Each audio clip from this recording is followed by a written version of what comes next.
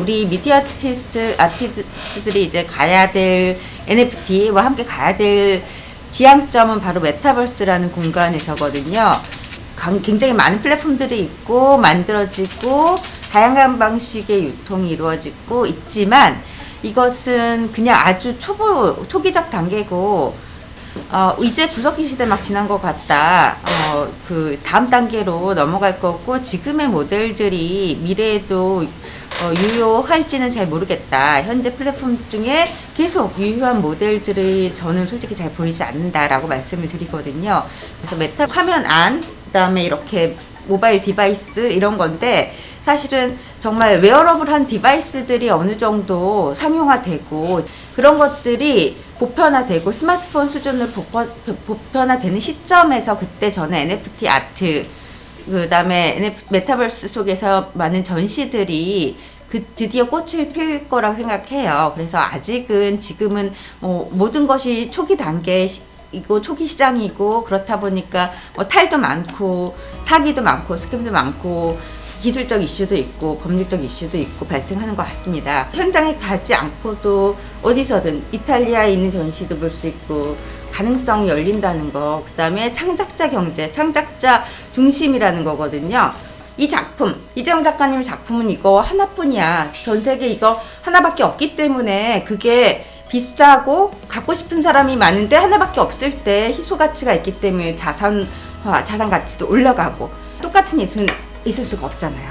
대체로 현재 NFT 구매자들은 블록체인 전문가, 크립토 투자자 중심으로 형성이 되어 있어요. 코인을 거래해본 사람들이 이해가 쉬우니까 NFT에도 빨리 들어오시는 것 같고 여기서 말하는 NFT 아트는 우리가 생각하는 시각예술의 그 아트가 아니에요. 뭔가 비주얼로 볼 수 있는 뭔가 우리는 밈을 아주 넓게 보면 아트죠. 하지만 우리가 생각한 시각예술에서 말하는 그 아트는 아니잖아요. 그죠? 저 크립토펑크가 저렇게 비싼 이유는 그거죠. 최초의 NFT 프로젝트예요. 10,000개를 제너레이트 했는데 알고리즘으로 저걸 처음 나왔을 때 10,000개 무료 분양했을 때 아무도 안 가져갔어요.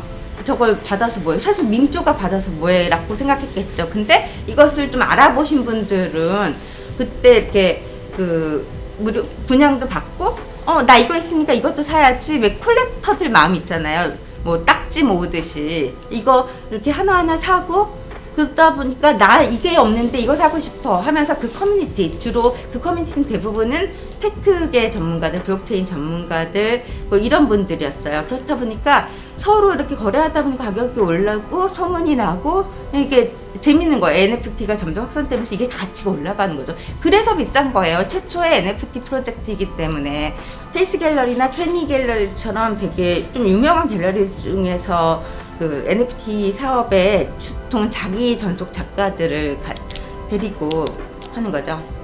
그 미술관에 있는 작품은 아무도 가질 수 없잖아요. 미술관의 것이니까. 하지만 그거의 NFT 울트라 스포레 당신 하나만 갖고 있어. 바로 브리티시 뮤지엄에 이 작품에 NFT 딱 하나밖에 없는 건 당신밖에 소장하고 있지 않아. 이거는 구매할 만하잖아요. 매력적이잖아요. 뮤지엄의 브랜드 가치를 그 위에 더 부과한 것이니까. 이거 유명한 사건 아시죠? 처음에 작년 3월에 번트 뱅크시라는 뱅크시 작품을 구매를 한 다음에 그것을 NFT화하고 작품을 불태웠어요. 불태운 이유는 하나입니다.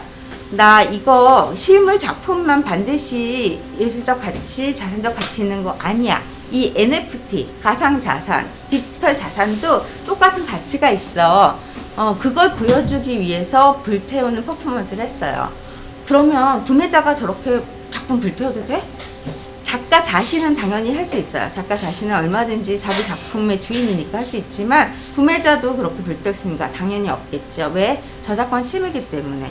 이건 저작권 침해입니다. 저 사람들이 저런 퍼포먼스를 할 수 있었던 이유 하나죠. 뱅크시이기 때문에. 뱅크시는 뭐 잘 아시다시피 얼굴 없는 작가고 스스로 그 저작권을 나는 주장하지 않겠어. 주장하지 않겠다기보다 저작권 관심 없어. 이런 그 작가죠. 그러니까 작품 받고 있는 사람은 작가 자신밖에 없는 거예요. 어느 누구도 구매자도 소장자도 뭐 중간에 누구도 함부로 작품을 훼손하거나 변경해서는 안 돼요. 구매자가 자기 이름을 달거나 다른 사람 이름을 달거나 해서 안 되겠죠. 그래서 저작 재산권과 함께 저작 인격권 개념이 있다는 거. 이것은 NFT에서도 똑같이 유효하다는 거. 오픈시 같은 데서는 당연히 창작자가 월렛을 개설해서 그 본인의 이름으로 거래를 하잖아요. 근데 중개인이 껴서 제3자의 이름으로 월렛을 만들어서 거래하는 게 사실은 맞는가 싶은 생각이 들어요. 내가 체결한 계약이 그게 NFT에 관한 계약이든 갤러리와의 계약이든 어떤 기타 계약이든 계약서 조항에 저작권에 대한 양도 유무를 반드시 확인하셔야겠죠. 거기에서 몇 가지 의문이 있어요. 그래서 제가 먼저 질문을 좀 해보고요. 그리고 우리 지금 방청하시는 분들의 의견을 들어서 그 부분에 대해서 또 답변을 듣도록 하겠습니다.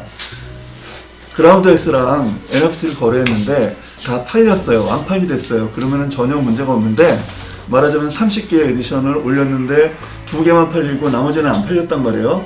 28개의 그 에디션을 소각을 시켜버린대요. 이게 좀 이상하더라고요. 왜냐면은 그 나의 소유인데 내가 안 팔렸어요. 그럼 내 거잖아요, 여전히. 근데 거기서는 소각을 시켜버린대요. 이런 게 법적인 문제나 개념적으로 문제가 있는 게 아닌가 이렇게 생각이 되는데 이건 어떻게 대응을 해야 될까요?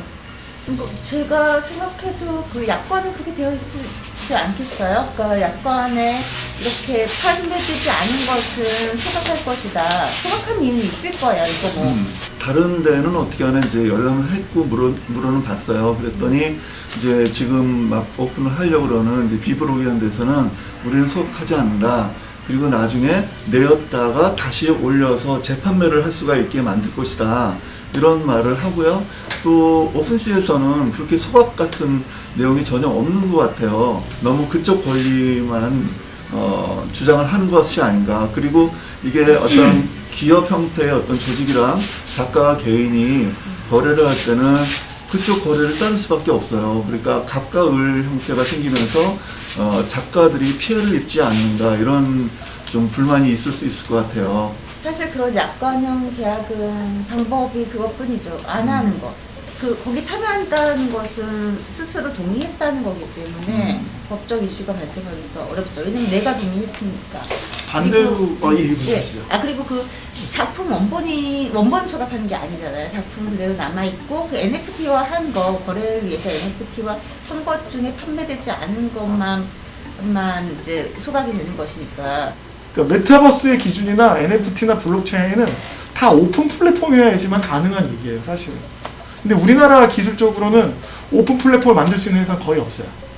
그래서 우리나라는 다 폐쇄형이에요. 뭐 이번에 업비트도 만드는 뭐 NFT도 그렇게 될 것이고 오픈형으로 해서 누구나 등록하고 누구나 해서 막 움직일 수 있는 그런 방식의 플랫폼은 구축하기 아마 힘들 거예요, 우리나라 기술적으로. 작년 초에 이제 NFT 저작권 이슈가 많이 발생해서 특히 희한하게 우리 한국 플랫폼들 만들어지는 곳들에서 저작권 관련한 약관을 아예 안 만들거나 아니면 저작권이 마치 양도되는 것처럼 작성된 약관도 있고, 그래서 다른 나라 지금 앞서가는 뭐 오픈시나 뭐 파운데이션이나 이런 약관들을 제가 전부 다 살펴봤거든요. 모두 저작권에 대해서 명확하게 표시가 되어 있습니다. 저작권은 저작자의 것이고 이 구매자는 거기에 대한 작품의 소유 권한만 갖는 것이지 저작권이 양도되지 않는다. 모두 되게 명확하게 명시되어 있었습니다. 그리고 두 번째 질문은 NFT 그러니까 저작권을 어떻게 관련 설정을 하려면 메타데이터 안에 이 저작권 프리야 라고 당신 마음대로 이용해도 좋아, 변형해도 좋아 이렇게 쓰지 않는다면 디폴트 룰은 함부로 변형하거나 함부로 이용할 수 없는 것이죠. 근데 만약에 저작권 제한을 좀 풀고 싶다 하시면 디스크립션에 표시하실 수 있겠죠. NFT는 C2C 서비스지 절대적으로 중간에 어떤 누군가가 에이전시 역할을 해서 그 사람이 월렛을 관리한다는 그 순간부터 저작권법적으로도 말도 안 되고 기술적으로 NFT라고 할 수가 없어요. 그래서 NFT를 중앙 서버에 관리하는 순간 그건 보안 문제로 벌써 해킹당할 위험도 있고 실질적으로 언젠가 사라질 수 있다는 거죠. 동영상도 있고 JPG 파일도 있고 또 다른 형식의 어떤 그 파일들이 있던 것 같은데 제가 코딩 개인적으로 방식으로 하는 개발 용어도 예. 다 들어갈 수 있어요. 다 들어갈 수 있어요. 지금 3시간이 거의 다 돼가고 있어요. 장시간 참여해주신 회원들 또 작가들 감사드리고요. 여기 지금 이제 패널 3분 너무 감사드립니다. 이것으로 세미나를 마치겠습니다. 네, 감사합니다. 수고하셨습니다.